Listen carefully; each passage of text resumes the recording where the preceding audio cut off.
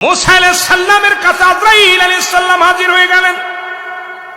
সালাম দা, আসসালামু আলাইকুম, হে আল্লাহর নবী মুসা, আমি আপনার কাছে এসেছি আপনার রূহটা নেওয়ার জন্য। কি নেওয়ার জন্য? রূহ নেওয়ার জন্য, আপনার জানটা কবজ করার জন্য আমি আসছি। মুসা কয়, ও আজরাইল, কে পাঠাইছে তোরে? আল্লাহ পাঠাইছে। কেটা পাঠাইছে? আল্লাহ পাঠাইছে।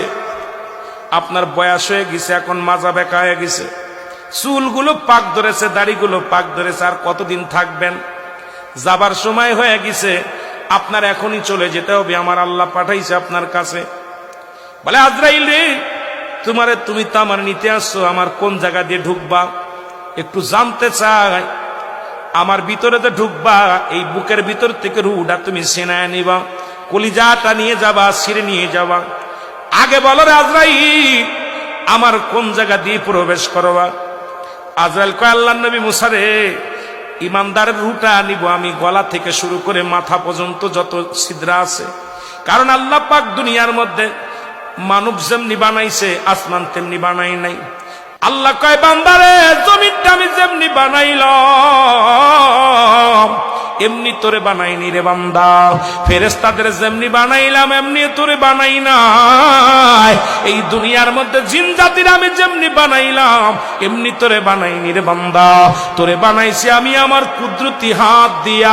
এই জন্য ইমানদারের রূহটা আমার আল্লাহ পাক এই মুখের ভিতরে দিয়া, ওই কান দিয়ে নাই, চোখ দিয়া নাই, গাল দিয়া নাই, নাক দিয়া নাই, মাথা দিয়া আমার আল্লাহ আজরাইলকে বলছে যে তুই ইমানদারের রূহটা নিবি, অত্যন্ত আসানে। এই জন্য ইমানদারের চোখ দুটি অনেক সময় বিট করেছে, দেখে চোখ দিয়া যখন জানটা বাইর হয়ে যায়, এই মুখের মধ্যে মিষ্টি একটা হাসি লেগে থাকে রে, চোখটা দিয়া ছায়া দেখে দুনিয়ার জমিনটা। জোরে জোরে বলো আল্লাহু আকবার। আমার ভাইরা, আমার বন্ধুরা, আমার আজরাইল ডাকতে বলে, নবী মুসা গো, আমি আপনার রূহটা নিব। আপনার কি দিয়া? আপনার গাল দিয়া নিব, মুখ দিয়ে ঢুকবো আপনার ভিতরে।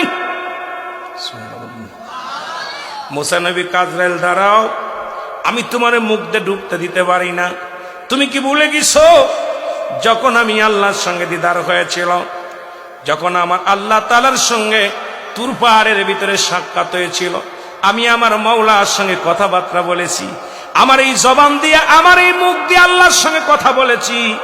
তুমি ভাবলে কেমন করে আমি তোমার মুখ দিয়ে নিয়ে ঢুকতে দিব? আজরাইল কয়, হুজুর, তাহলে আপনার নাক দিয়ে ঢুকবো।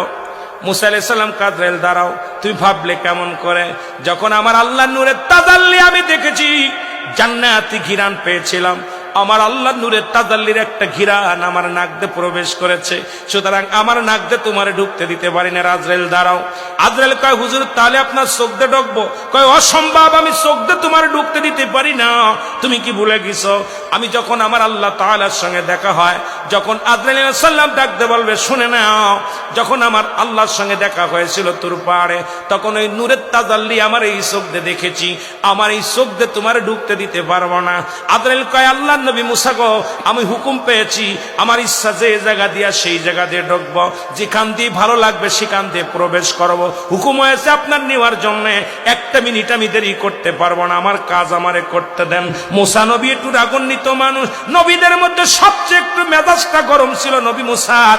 নবী মুসা আলাইহিস সালাম জোরে একটা থাপ্পড় লাগায় দিছে আজরাইল আলাইহিস সালামের।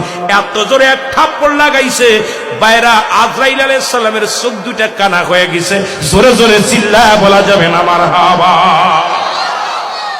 আল্লাহর নবী জান্নাতীদের কত মর্যাদা, মুসা আলাইহিস সালাম এইরকম একটা থাপ্পড় লাগাইছে, দুইটা চোখ বাইর হয়ে গেছে, বসে আছে, দাঁড়ায় আছে। আল্লাহ কয়, কি রে আজরাইল, কি খবর? মুসার জানটা কি নিছো?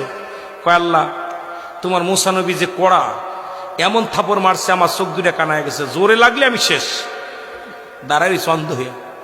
আজরাইল চলে আয়, সুবহানাল্লাহ বলেন, চলে আয়। আজরাইল চলে গেছে আল্লাহর পাশে।